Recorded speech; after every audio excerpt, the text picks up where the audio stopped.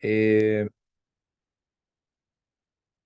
Listo. Bueno, si recuerdan la anterior clase, empecé haciendo una introducción breve a lo que es la apologética. Di un par de versículos donde se ve este mandato de realmente que se espera que cada cristiano esté capacitado y esté predispuesto y esté en la posición de presentar evidencias a favor de lo que creemos, ¿sí? Y a partir de esa introducción fuimos a lo que es uno de los varios argumentos a favor de la existencia de Dios.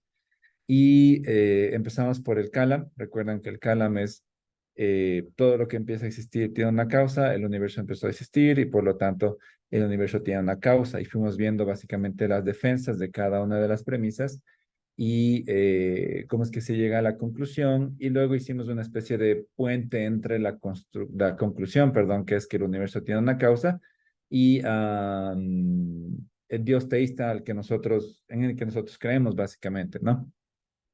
Entonces, ese fue un resumen muy breve de la anterior clase. Esta clase del día de hoy, a ver,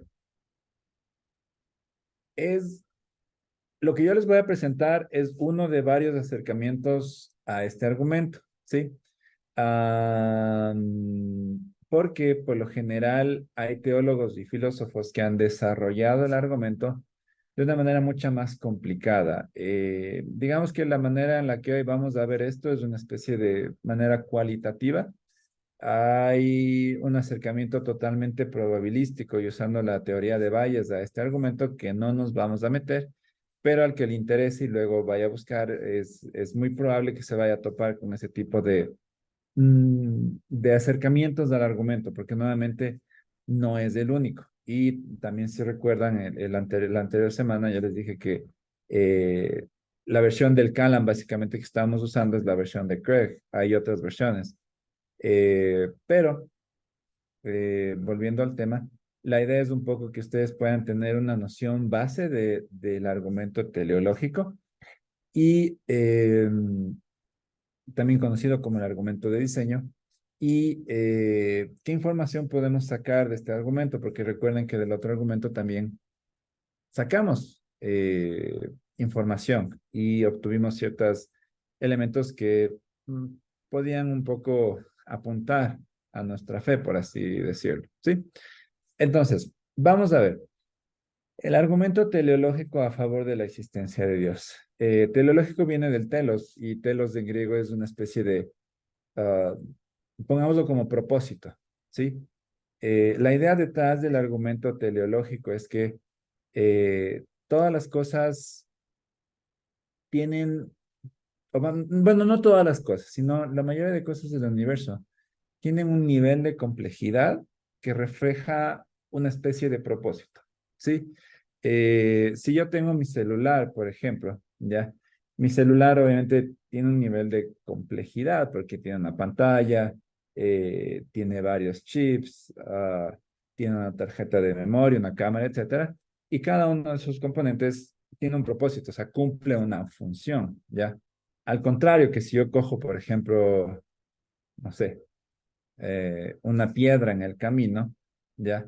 Es poco probable que yo diga, bueno, ¿cuál es el propósito de esta piedra? O sea, parece ser que un celular, yo sí puedo deducir, ¿no? Que hay una mente detrás y una piedra, bueno, la piedra puede haber sido el resultado de simplemente procesos naturales, ¿no? Todos sabemos cómo se forman las piedras.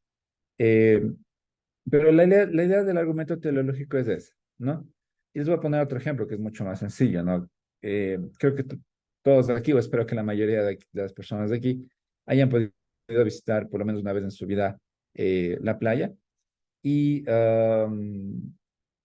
es muy probable que nos hayamos topado con este tipo de cosas, ¿no? Un corazón en la arena, nombres escritos, un castillo, etcétera, ¿no? Entonces, ¿cuál es la idea primaria que viene a nuestra mente? Es, bueno, hubo aquí una persona, un grupo de personas que estuvo haciendo estas cosas en la arena, ¿no? Nadie en sus cinco sentidos dice, bueno, este corazón muy probablemente es el producto del roce del agua con la arena, ¿no? O sea, ¿Puede pasar? Sí, sí puede pasar, ¿ya? ¿Es probable? No, ¿ya? Eh, y esa es un poco la noción de esto, ¿ya? Hay incluso defensores de este argumento que hablan de que tenemos una especie de intuición.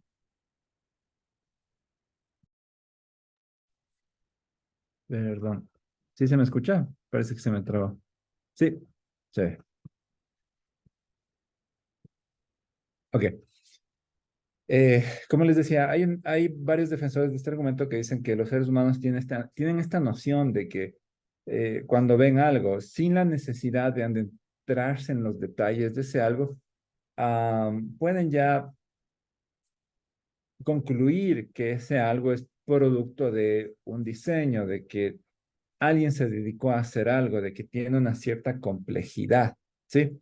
Y eso parece que es parte innata de nuestra naturaleza. Ahora, obviamente eso es debatible porque nos meteríamos un poco a otro tipo de discusiones filosóficas, pero como les digo, si les pongo este ejemplo del corazón, parece que es bastante intuitivo, ¿no? Y la idea de esto es obviamente extrapolarlo a otros elementos que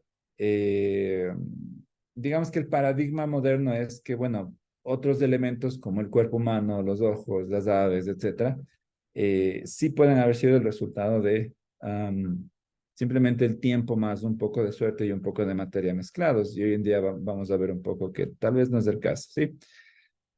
Y bueno, como les decía, nosotros todos tenemos esta especie de intuición de que cuando vemos al cielo, a las estrellas, o a las montañas, o a las aves, lo que sea, eh, parece que nos transmiten algo, ¿no? Y creo que el rey David en este salmo lo expresa muy bien. Los cielos cuentan la gloria de Dios y el firmamento anuncia la obra de tus manos, ¿no? Entonces, es una forma muy poética, muy elegante de decir que realmente toda la creación eh, expresa, ¿no?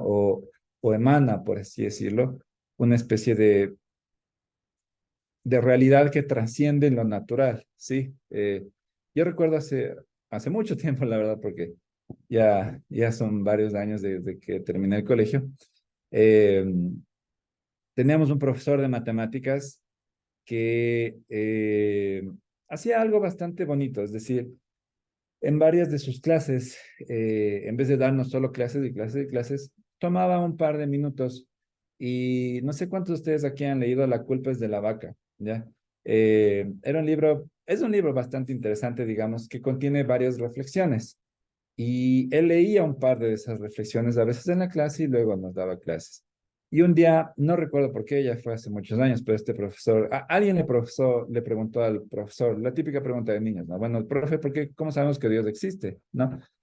Y yo recuerdo la imagen vívida del profesor volteando a ver la ventana y afuera de la ventana había un árbol y en este árbol estaba un pájaro.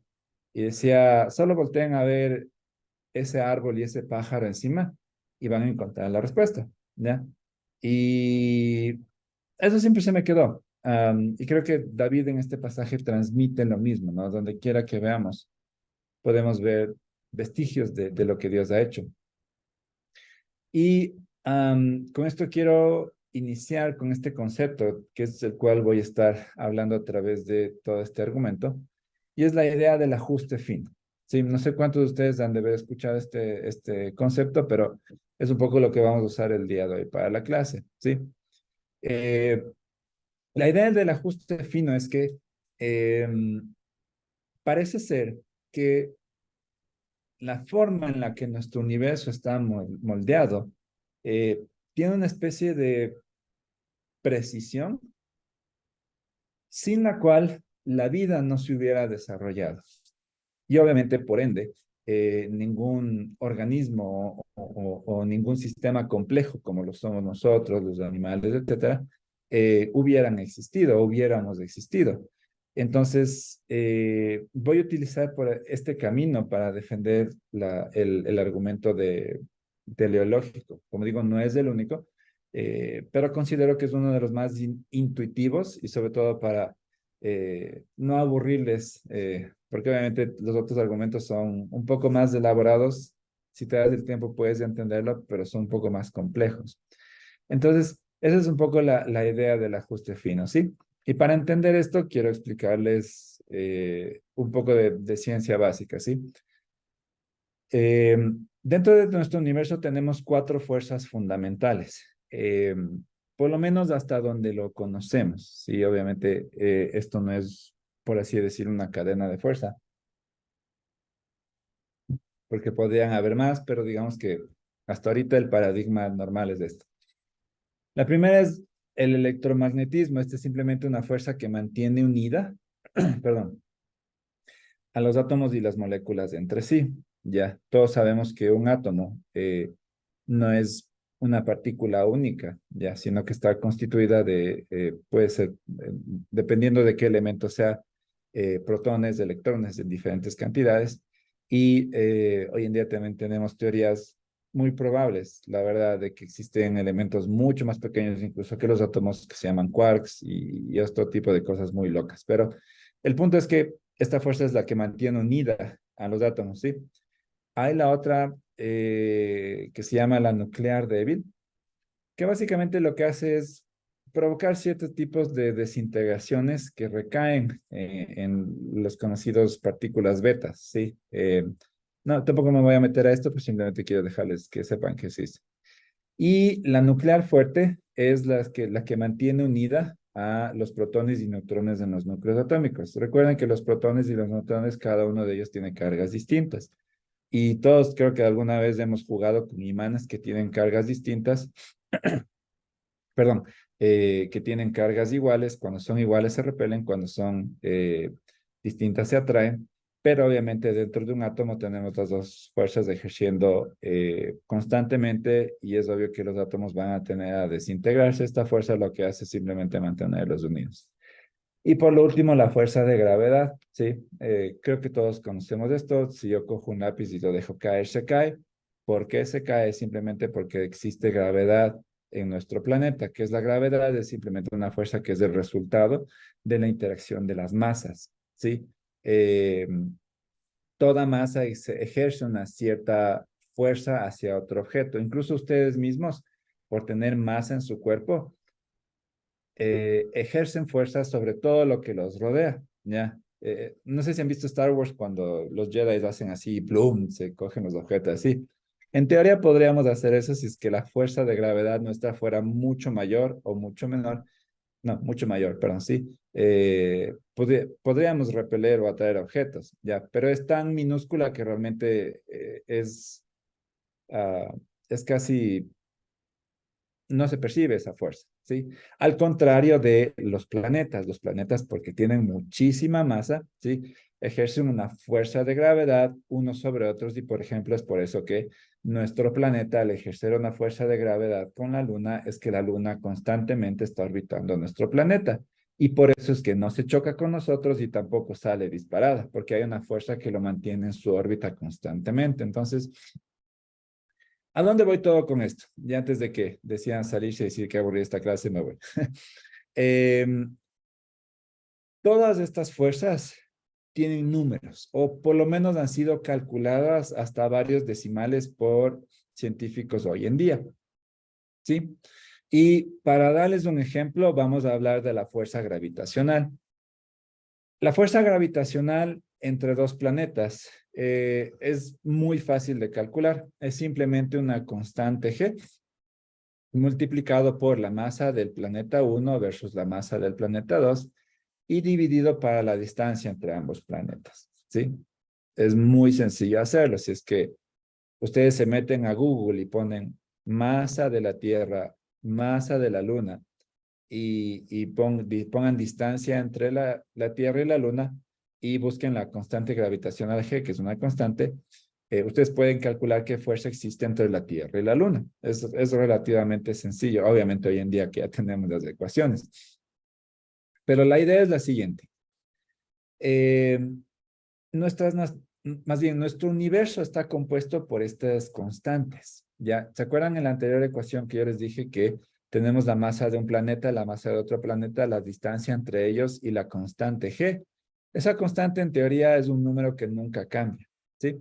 Es más o menos como el IVA, ¿ya? No sé, bueno, no todos son de aquí del Ecuador, pero hagan de cuenta que es como un impuesto, ¿no? Es decir, siempre que compramos algo, hay una constante extra que tenemos que pagar, obviamente si es que sacamos factura legalmente, ¿no? Es decir, si yo compro, no sé, una pizza que me cuesta $10 y pido factura, la pizza me va a terminar costando, bueno, aquí en el Ecuador el IVA es de $12, $11.20, ¿ya? Es una constante, siempre está ahí. Es lo mismo con el universo. Ahora, la idea es la siguiente, ¿ya? Nuestro universo está gobernado por varias de estas constantes. Yo les estoy diciendo una, hay como 25 si no estoy mal. Y estas constantes son números. Es igual que el IVA, es un número, ¿ya? Tiene un valor numérico. El punto es el siguiente, ¿ya? Hoy en día, grandes mentes que han calculado esto, también por ahí se les ocurrió, bueno, ¿qué pasa si nos ponemos a jugar? ¿Ya? ¿Qué pasa si la cambiamos un poco? Y, perdón, el punto es el siguiente. Por ejemplo, con la constante gravitacional, si es que esta constante fuera mucho mayor, o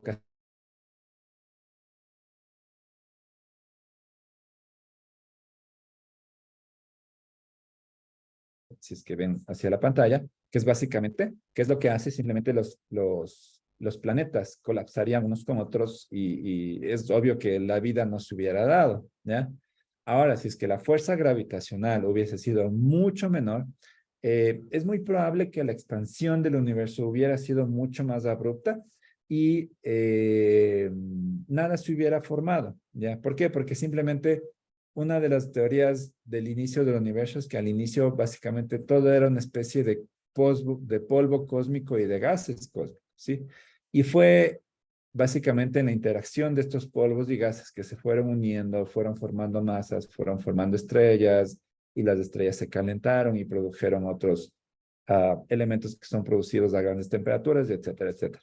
Si es que la fuerza hubiera sido mucho menor, nada de eso se hubiera dado. Por ende, ningún elemento vital para nosotros, como el hidrógeno, el nitrógeno, etcétera, hubiese existido. Y por lo tanto, la vida no hubiera existido. Es un poco esa idea, ¿sí? Espero que me capten. Si estas constantes hubieran cambiado o hubiesen sido desde un inicio diferentes, hubieran afectado muchísimo la vida o la hubieran imposibilitado en su defecto, ¿no? Este es nada más un ejemplo, ¿sí?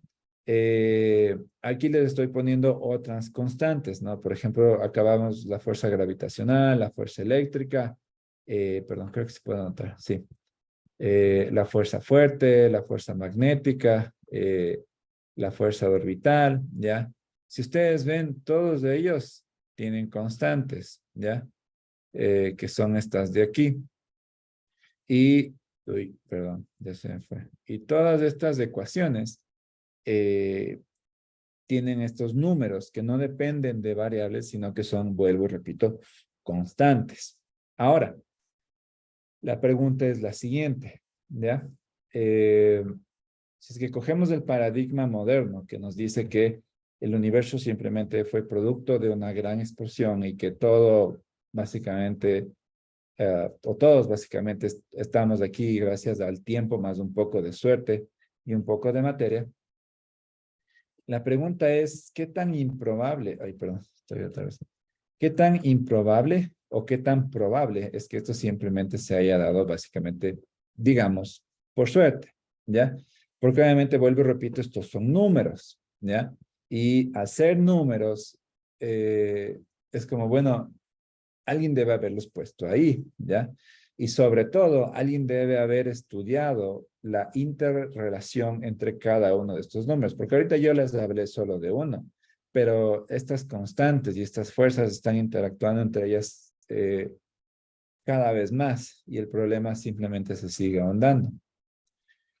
Eh, vean, sí, sí había hecho esto, me había olvidado. ¿Ya? Entonces, les sigo dando más ejemplos. Está, por ejemplo, la constante de la fuerza nuclear fuerte, que simplemente su principal función es mantener los elementos subatómicos juntos, como ya les había explicado. Si es que esto hubiera sido menor, no existiría el hidrógeno, porque la mayoría y por lo tanto la mayoría de elementos como el agua que utiliza hidrógeno no existirían. Y si fuera menor, solo existiría hidrógeno, es decir, sería el único elemento en todo nuestro universo. Y obviamente necesitamos más elementos para vivir, ¿no? La tabla periódica contiene muchísimos más elementos. Y otras constantes, ¿sí? La constante gravitacional, la velocidad de la luz, la fuerza gravitacional, la fuerza débil, la fuerza fuerte y todas estas cosas que le he estado diciendo. Ahora, el punto es el siguiente, ¿sí? Nadie hoy en día sabe cómo empezó la vida en nuestro universo, ¿ya? Y esta no es una aseveración de cristiano, no lo digo porque sea cristiano y porque crea en Dios o lo que sea, ¿ya?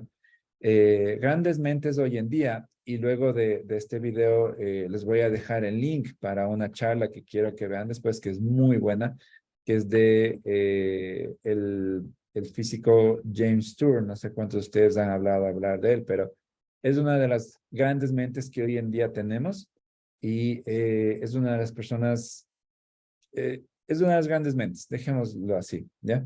Y él habla en su charla de que hoy en día nadie puede alegar que sabe cómo inició la vida, que conoce cómo es el proceso, que puede incluso siquiera dar una hipótesis plausible para cómo inició la vida, porque simplemente tenemos todo esto que les voy a explicar ahorita. Recuerdan que en el argumento Calama habíamos conversado que el inicio del universo, lo que sí sabíamos, es que tenía condiciones muy complicadas, ¿sí? Que era extremadamente caliente, existía energías extremadamente altas, la densidad era súper grande, y el punto es que las condiciones iniciales del universo eran un desmadre, como se dice coloquialmente, ¿no? La pregunta es, ¿cómo es que estas constantes que hoy en día podemos calcular con cierta facilidad, digamos, terminaron siendo justo los números que tenían que ser para que exista vida en el universo? Y esa es un poco la idea detrás de este argumento y como ustedes pueden ver es una idea científica, ¿ya? Es decir, mucha gente a veces acusa este argumento de ser, bueno, es básicamente un argumento del Dios de los huecos, es como, bueno, como no sé qué pasó, entonces Dios lo debe haber hecho. Y no, no es eso, es más bien al otro lado. Estamos usando la evidencia que hoy en día sabemos del universo, la evidencia científica que hoy conocemos, y estamos diciendo, bueno, dado que conocemos esto, dado que conocemos que las condiciones iniciales del universo fueron tan extremas, ¿ya? Con entropía altísima, con temperatura altísima, etcétera, es casi imposible pensar que todas esas constantes justo cayeron en el lugar donde tenían que caer. Y vuelvo y repito, ya, yo les hablé de una simplemente aislada. No es que con tener una ya tengo vida, no. Yo tengo que tener estas otras 25 constantes funcionando al mismo tiempo dentro de los parámetros que deben funcionar, ¿sí? Y esa es básicamente la idea. Entonces, para ya entrar en un poco de números y que ustedes puedan entender cuán improbable esto, porque nuevamente, vuelvo y repito, esto es un argumento que viene desde la ciencia. Y obviamente podemos calcular. Entonces, no sé cuántos de ustedes pasaron por una clase de probabilidad en el colegio, pero vamos a recordar unos conceptos básicos que nos van a ayudar mucho a tener una idea vaga, pero a tener una idea de qué tan improbables son estas cosas, ¿ya? La probabilidad de algo simplemente es el ratio o la tasa de ocurrencia de un evento dado un número de posibilidades, ¿ya? Y por lo general siempre es un número entre 0 y 1, ¿ya? 0 siendo la probabilidad nula y 1 siendo algo que es necesario que ocurra, ¿sí? Ahora, vamos a poner ejemplos, ¿ya? Si tenemos una moneda, ¿cuál es la probabilidad de que caiga cara? Bueno, ¿cuál es nuestro espacio muestral? Es 2, porque solo tenemos una cara y un sello, ¿ya? Por lo tanto, la probabilidad de que caiga cara es uno de esos eventos, la cara, entre el espacio muestral, que son 2. Entonces, 1 para 2, ¿qué me da? 0.5. O en porcentaje simplemente es el 50% de probabilidad. ¿Qué significa esto en términos funcionales, por así decirlo? es que si yo lanzo la moneda por lo menos 100 veces, más o menos 50 de ellas me va a caer cara y 50 de ellas me va a caer sello. ¿Sí? Esa es un poco la relación y ustedes pueden también hacer el ejercicio. Si quieren, después de esta clase, si no tienen mucho que hacer, cojan una moneda, láncela 100 veces y contabilicen cuántas de esas veces les cae cara y es muy probable que les dé entre 48 a 52 veces, ¿ya? Obviamente, si es que les sale más o menos de eso, ya yo pensaría que es una moneda un poco extraña, no sé, ¿ya? Es lo mismo con un dado, ¿sí? ¿Cuál es la probabilidad de que me salga un 1, un 2 o un 3 en un dado? Bueno, simplemente la, eh, la cara que queremos sacar, que es una cara de cuánto es el espacio muestral, es simplemente 6. Entonces es un sexto, lo mismo que sería 0.16667 o lo que sería el 16%, ¿sí? Entonces, nuevamente, la idea es que si tengo un dado justo, es decir, no un dado viciado o que tienda a cierto número, si yo lo hago rodar 100 veces, más o menos 16 de las 100 veces me va a dar 1, más o menos 16 de las 100 veces me va a dar 2 y así sucesivamente. Es la idea de la probabilidad. Y es lo mismo con un naipe, ¿ya? No sé, por eso se han visto es que la gente que es muy buena jugando al naipe es gente que sabe de matemáticas, porque sabe calcular probabilidades, ¿sí? Es lo mismo, un naipe que contiene 52 cartas. ¿Cuál es la probabilidad que me salga un as? Ya sabemos que hay 4 tipos de ases en un naipe, el as de corazones negros, el as de corazones blancos, el as de diamantes y el as de tréboles. Tenemos 4 en 52 cartas, que es apenas el 0.076 o el 7.69%. ¿Sí? Entonces, esa es básicamente la probabilidad de algo y cómo se calcula una probabilidad de algo. Espero que hasta ahorita estoy usando ejemplos súper simples y creo que todos alguna vez hemos visto esto. Ahora, hoy en día tenemos grandes mentes, ¿ya? Que se han dado el lujo de calcular la probabilidad o básicamente qué es lo que pasaría si es que alteramos uno de estos factores, ¿ya? Uno de ellos es Francis Collins, él es el padre del genoma humano moderno, es nuevamente otra de las mentes más brillantes que tenemos hoy en día, y él calculó que la densidad crítica del universo es de 1.6, perdón, por 10 a la menos 29, esto es simplemente 0.1 seguido por eh, 29 ceros, ¿ya? Es un número muy chiquito. Gramos sobre centímetros cúbicos, ¿ya? Ahora, ¿qué es lo que Francis Collins dijo? Es que si es que esta densidad hubiese sido diferente en una parte en 10 a la 15, el universo hubiese colapsado en sí mismo. Ahora, para que tengan una idea de este número, quiero que hagan una relación, ¿sí? Cada vez que el denominador, es decir, el número que va abajo en la probabilidad es más pequeño, la probabilidad se hace más pequeña. Y quiero que vean con los números que les puse aquí. 1 en 2, 0.5. 1 en 6, 0.16. 1 en 4 en 52 es 0.07. Entonces, si ven esa relación, cada vez que el denominador es más pequeño, la probabilidad se va haciendo más pequeña. Simplemente es una regla de matemática probabilística, ¿ya? Ahora, quiero que piensen qué tan pequeño debe ser este número si yo lo divido en 1 sobre 10 a la 15, a la quinceava potencia. Eso es 10 seguido por 15 ceros, ¿ya?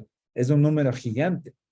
Obviamente la probabilidad va a ser extremadamente pequeña, es decir, no lo sé, me atrevo a decir que más o menos es como que ustedes cojan al azar una arena en la playa y, no sé, la pinten y luego la lancen y luego se pongan una venda y vayan a buscar la misma piedra. Es más o menos para darles una relación de que es algo así de improbable, ¿no?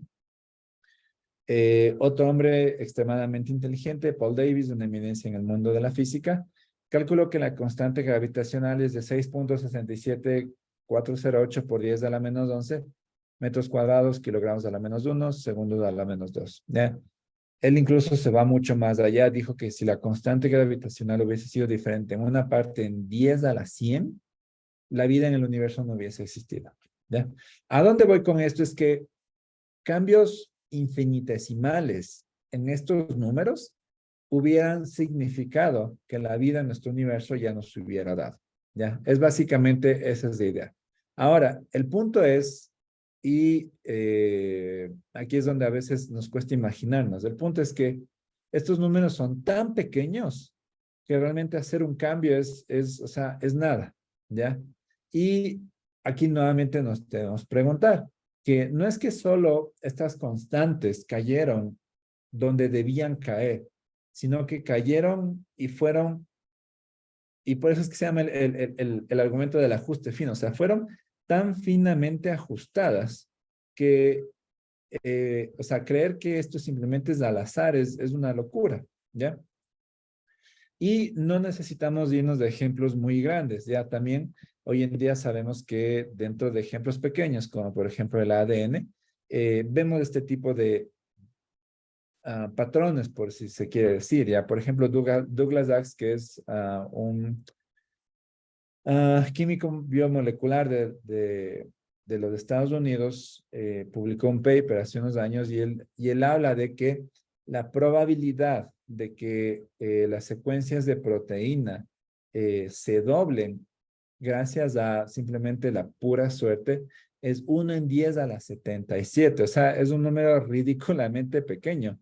Y obviamente que el punto es que esta proteína sea funcional, ¿no? Entonces, no sé si recuerdan la clase de biología, eh, cuando las proteínas forman cadenas, estas cadenas obviamente están predispuestas por lo que dice el ADN, es básicamente quien da las instrucciones. Y yo debo formar estas cadenas secuencialmente y de una forma ordenada. Si yo hago de una forma desordenada, lo único que estoy haciendo es matando al huésped, básicamente, es decir, la persona que tiene ese ADN o que va a nacer o lo que sea, básicamente no se va a desarrollar porque es un error es un error en su código genético, ¿sí? Y bueno, hay más ejemplos de esto, pero no les quiero cansar con eso, ¿sí? Eh, ¿A dónde voy con esto? ¿Ya? Ya les mostré ejemplos individuales y el punto es que nuestro universo no funciona aislado. Eso es tal vez lo que eleva este argumento por sobre otros argumentos, ¿ya? Y es que, ok, la probabilidad de haber obtenido una secuencia de ADN o una constante gravitacional o lo que sea por mera suerte es extremadamente pequeña, ¿ya? Pero el problema no se acaba ahí, sino que todo en nuestro universo es como una cadena y hay varias variables que dependen de otras variables. Entonces, eso lo único que hace es ahondar el problema, ¿sí? Y ahora sí les voy a presentar el argumento. Obviamente esta es, como digo, una de sus versiones, la más simple, pero creo que es la más intuitiva y es que nos dice que todo diseño tiene un diseñador, el universo tiene un diseño extremadamente complejo y por lo tanto el universo tiene un diseñador, ¿sí? Creo que la primera premisa es indiscutible, es decir, todo diseño tiene un diseñador, es básicamente algo aceptado sin pelearnos, por así decirlo, ¿ya? Que el universo tiene un diseño, eso es mucho más debatido hoy en día, porque obviamente ustedes conocen que hay gente que no le gusta aceptar esto y que cree que, o piensa, o le gusta pensar que básicamente el universo es producto de, del, de la pura suerte, ¿no? Pero con los ejemplos que les acabo de dar, espero que ustedes ya tengan un poco más de argumentos para decir, bueno, la verdad no es así, ¿ya? Y si hay gente que se ha dado el lujo de calcular qué tan improbable es que estas cosas hayan simplemente caído donde tienen que caer, ¿ya? Am, y hablando de estos temas, me pareció importante también hablarles un poco de, y bueno, ¿qué pasa con la teoría del multiverso? ¿No? No sé cuándo ustedes han visto las películas recientes de Marvel. La teoría del multiverso, bueno, no es exactamente como lo pone Marvel, eh, Marvel obviamente lo mete un poco de ficción, pero es básicamente la idea de que nuestro universo simplemente es uno de varios más, ¿ya? De infinitos universos, de hecho. Y el punto es que al tener infinitas variaciones del universo, es como, por lo menos uno de ellos debe haber caído en las constantes necesarias y caído en las constantes correctas para que la vida se dé, ¿ya? Y esto es realmente primero, es una hipótesis que nadie ha logrado demostrar, simplemente es una hipótesis, como se dice, es una teoría, o sea, eh, eh, hoy en día no sabemos, o sea, sabemos que existen otros universos afuera del nuestro, pero digamos que nuestro conocimiento tiene un límite y llega hasta cierto límite, y pasar ese límite, estoy hablando en términos espaciales, no sabemos que existe, entonces ya de por sí es un poco absurdo creer que existen más universos allá afuera si ni siquiera conocemos bien lo que existe en el nuestro. Y en segundo lugar, eh, esta teoría igual, digamos que requiere de un inicio. Es decir, ok, tal vez podemos aceptar que existen infinitos universos, pero el punto es que esos infinitos universos también deben haber tenido un inicio, ya por toda la ciencia que ya les expliqué en la anterior clase. Entonces, digamos que tampoco se escapa al argumento, ¿ya?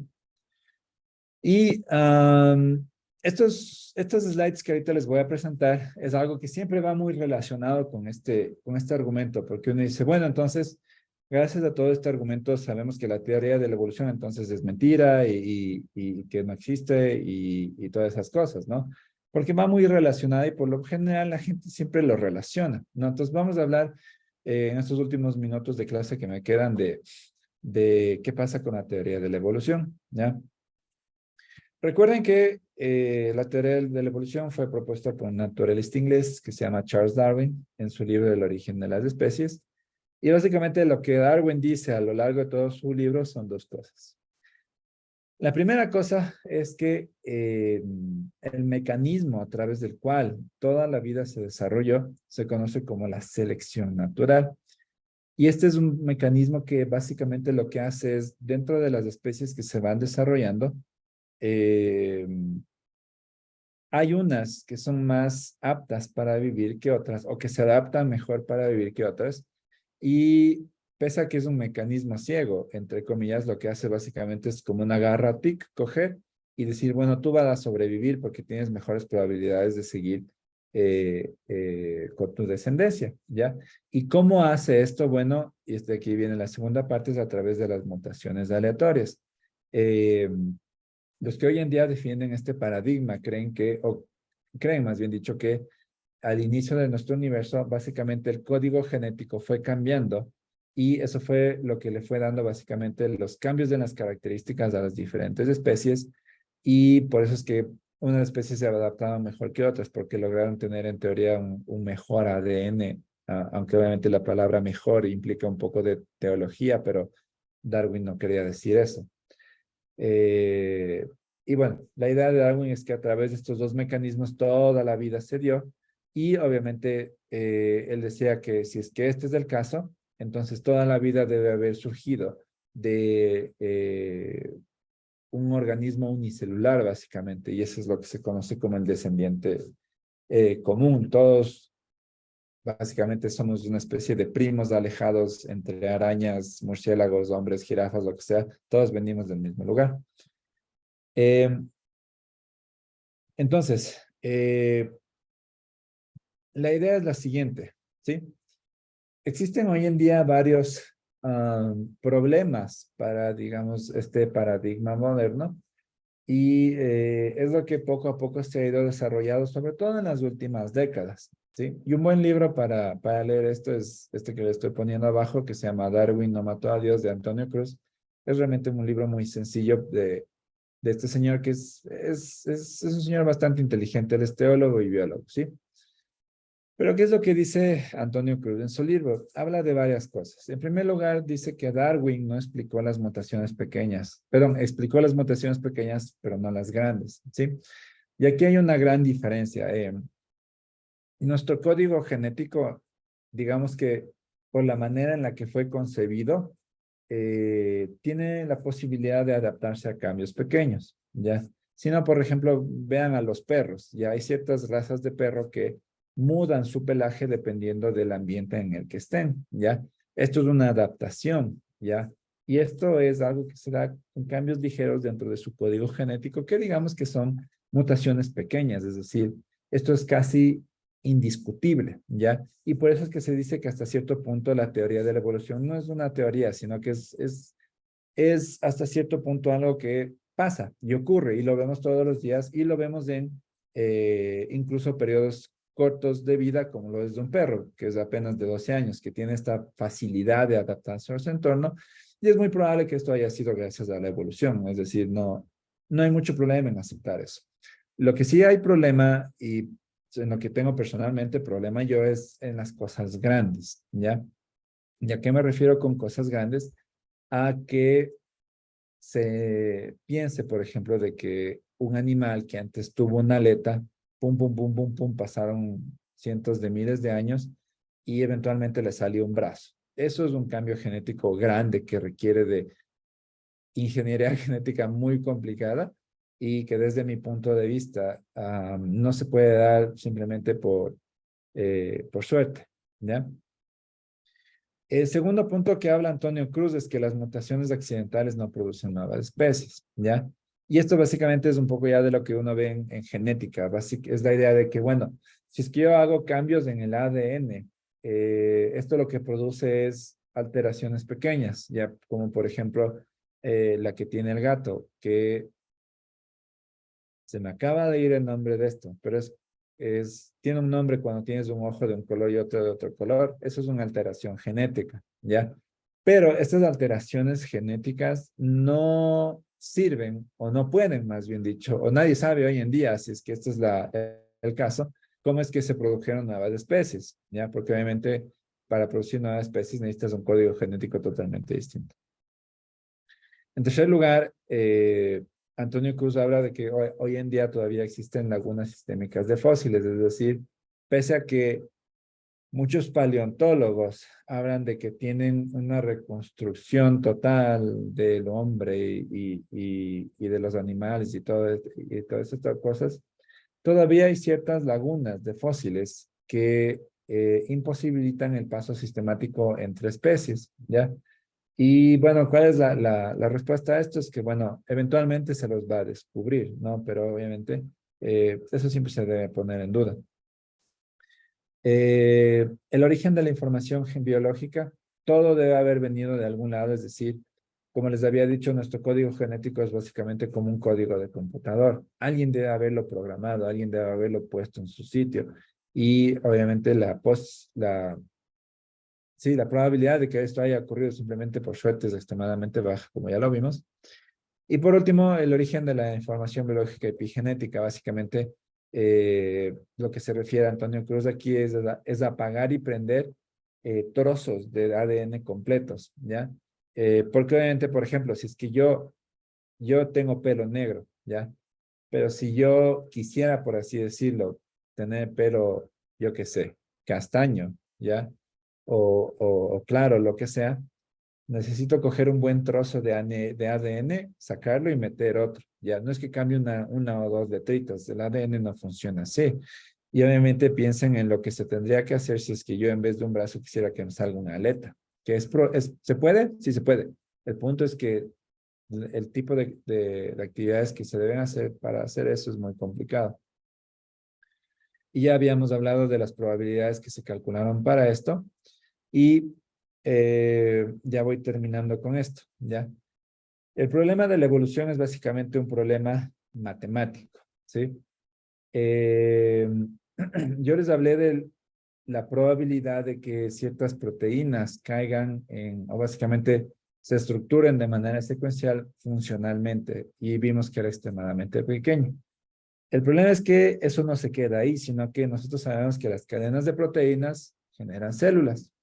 Las células generan tejidos, los tejidos generan órganos y un conjunto de órganos genera lo que se conoce como sistemas, por ejemplo, el sistema digestivo, etcétera. Y el conjunto de sistemas en teoría debería resultar en un cuerpo humano, ¿ya? Mientras más vas añadiendo sistemas complejos, esto en matemáticas básicamente se conoce como la inflación combinatoria. Es que este problema se va inflando exponencialmente hasta el punto en que dices, bueno, o sea, las probabilidades para que esto hayan ocurrido por simplemente obra y gracia de quién sabe qué son ridículamente pequeñas, ¿ya? Y esto es lo que ciertas personas que no necesariamente son cristianas ya se han dado cuenta hoy en día. Por ejemplo, David Berlinski, que es un es una persona muy interesante, es un matemático y filósofo. Habla de que en términos evolutivos la probabilidad de generar nuevas especies solo por coincidencia es igual a cero. Entonces, obviamente, ¿quién mejor que un matemático para que entienda estos números? Y la gente generalmente dice, bueno, no importa que la probabilidad sea pequeña, pudo haber pasado y de hecho pasó, ¿no? Y luego viene gente con un poco más de entrenamiento y dice, bueno, ¿sabes qué? O sea, es verdad que la probabilidad existe, pero es tan pequeña que virtualmente es indistinta de cero. Es decir, no tiene sentido hablar de esto, ¿ya? Otra persona que se suma a esto es David Calerton. Él es un ingeniero computacional de la Universidad de Yale, es una de las personas de las eminencias, básicamente, más respetadas en lo que se conoce hoy en día de la ingeniería computacional. Y él habla algo muy similar, dice, no hay razón para dudar que Darwin explicó exitosamente los pequeños ajustes con los cuales los organismos se adaptan a las circunstancias locales, cambios de la densidad del pelaje, tipos de alas, tamaños de picos, etc.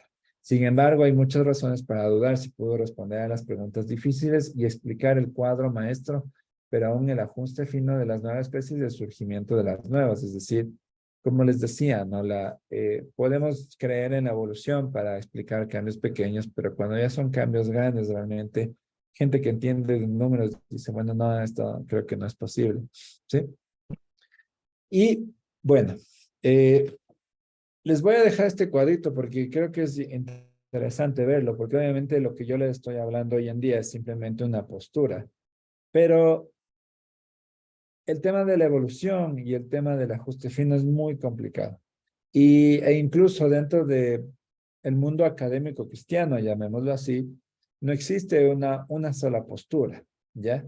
¿Y por qué les explico esto? Porque obviamente nos van a evitar muchas peleas, ¿sí? Porque obviamente eh, deben haber visto que a veces incluso hay cristianos en el internet peleándose, diciendo, bueno, no, yo no creo en la evolución, o yo sí creo en la evolución, o yo creo que la Tierra tiene tantos años, o yo creo que Adán tuvo tantos años, o no sé qué. Y el punto es que existen demasiadas posturas, ¿sí? Y solo les voy a leer los extremos. Si es que quieren, pueden tomar fotos. Si es que después quieren, después les puedo mandar esto para que vean. Porque obviamente tenemos desde los evolucionistas naturalistas, que básicamente es la gente que cree que todo vino de la nada, nada tiene propósito, no existe intervención, todos venimos de un descendiente común y nuestro universo tiene muchísimos millones de años. Y obviamente en el otro extremo, que también deben haber visto, existe gente que se llama creacionista de la Tierra Nueva, que cree que todo es creado, que nuestro universo tiene apenas 6.000 años, que es una creación reciente, y que obviamente también tenemos un universo reciente. Entonces, van a ver que en la mitad hay un sándwich también de opiniones. ¿Y por qué les digo esto? Porque nuevamente, para que entendamos que no, no existe en estos temas tan complejos lo que muchas personas denominan la posición cristiana, ¿no? Eh, y aquí debemos aprender a ser tolerantes, porque obviamente es un tema tan complejo, es un tema tan profundo, que es muy complicado que alguien levante la bandera y diga, yo sé en esto cuál es la posición cristiana y cuál es la posición bíblica y cuál es la posición científica, y etcétera, porque es imposible. O sea, eh, eh, para entender estas cosas, pues hay gente que se pasa leyendo 100, 200, 300 libros a lo largo de su vida y no ha llegado a una conclusión porque simplemente hay tantas posturas y sigue saliendo nueva información cada vez más que realmente decir que hay una postura para esto es una locura. Es decir, nadie tiene la capacidad de decir, bueno, ya llegué a la verdad en estos temas, ¿no?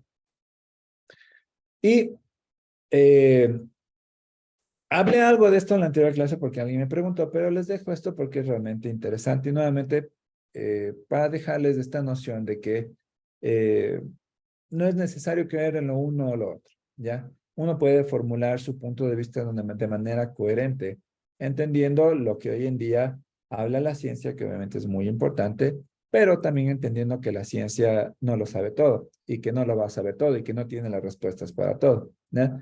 Y obviamente aquí es donde entra en conflicto esto, es en el libro de Génesis. John Lennox tiene un libro muy interesante, es un matemático de Oxford y se llama El principio según Génesis y la ciencia. Y Lennox lo que dice es básicamente que eh, el Génesis o cómo empieza el Génesis se puede entender de un par de maneras, ¿ya? El término para el día en el hebreo antiguo es yom, y yom puede usarse, básicamente se usa, de hecho, de tres formas en el Génesis. El primero es básicamente con días de 12 horas, cuando dice a la luz llamó día y a las tinieblas noche. Por lo general, el tiempo transcurrido en que sale el sol y se pone el sol es de 12 horas. También puede hacer referencia a 24 horas. Vino la noche y llegó la mañana, y ese fue el primer día, ¿ya? Aquí día obviamente se entiende como un día literal de 24 horas. Y eh, hay una tercera forma de entender día, y es que cuando Dios dice, cuando el autor del Génesis dice que Dios llega al séptimo día, dice que al llegar al séptimo día Dios descansó porque había terminado la obra que había emprendido, ¿ya? Pero si ven, en esa oración nunca dice día, nunca dice noche, nunca dice qué pasó, ¿ya? Entonces, por ejemplo, aquí San Agustín dice que era eh, que se puede entender esto como una era que se extiende indeterminadamente y no hay referencia de tarde, ni de noche, ni de día. Es decir, día también puede considerarse como una era de millones de años. Entonces, ¿a dónde voy con esto? Es que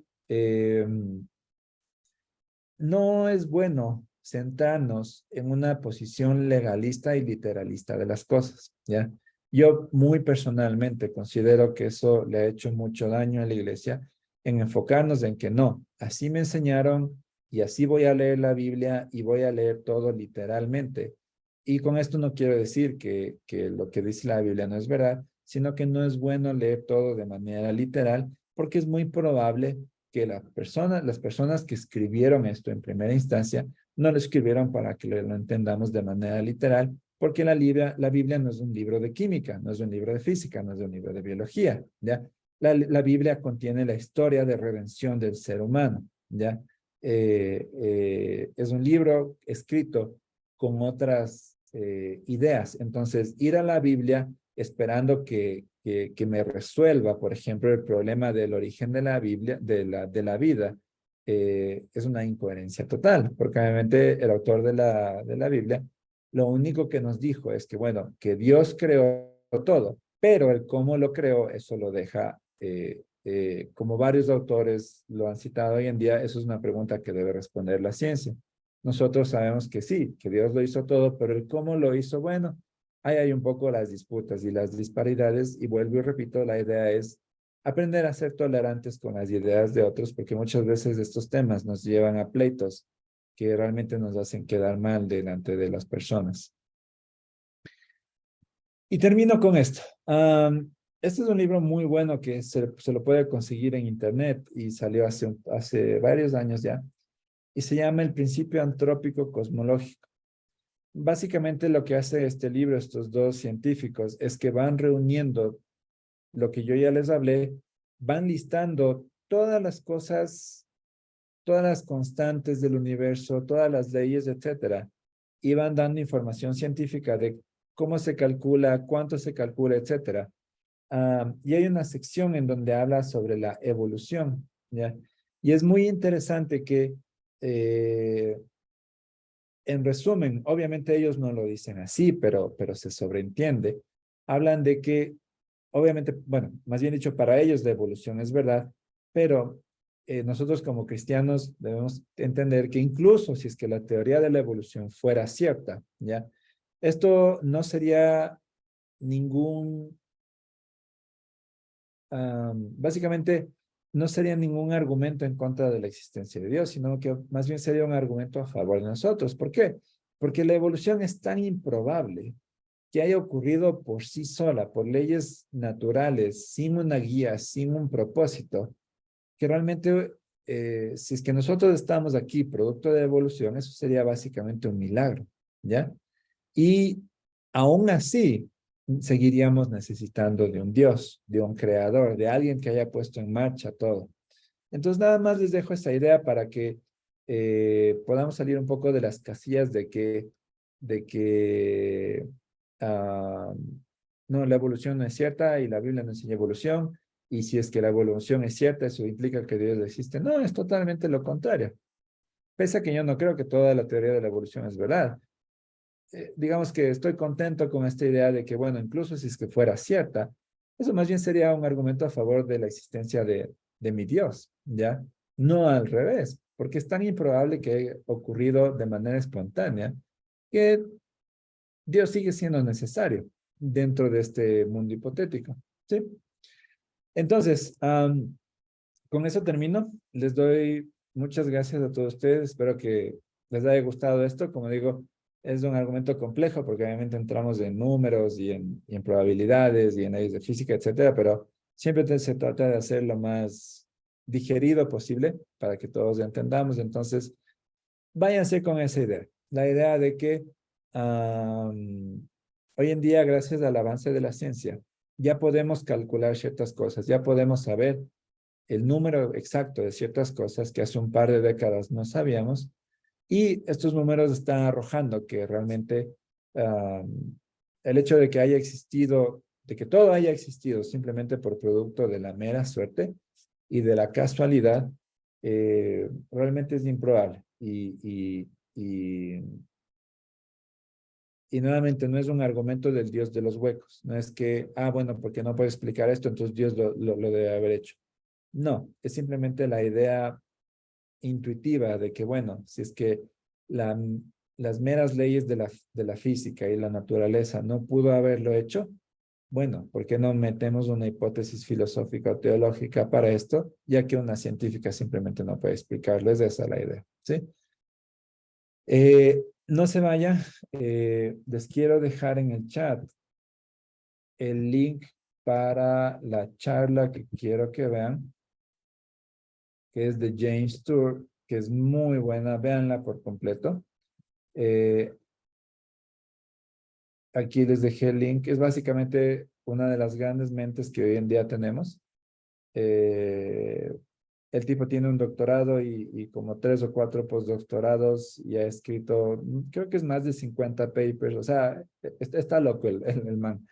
Vean esta charla, o sea, es él hablando básicamente sobre el origen del universo y probando que nadie hoy en día puede decirles que ya sabemos cómo empezó todo. Y nuevamente creo que eso apoya a nuestra hipótesis de que, bueno, algo más debe haber ocurrido, algo más que simplemente meras leyes naturales. Entonces, les agradezco mucho su tiempo. Gracias por conectarse. Ha sido un honor compartir estas 2 clases.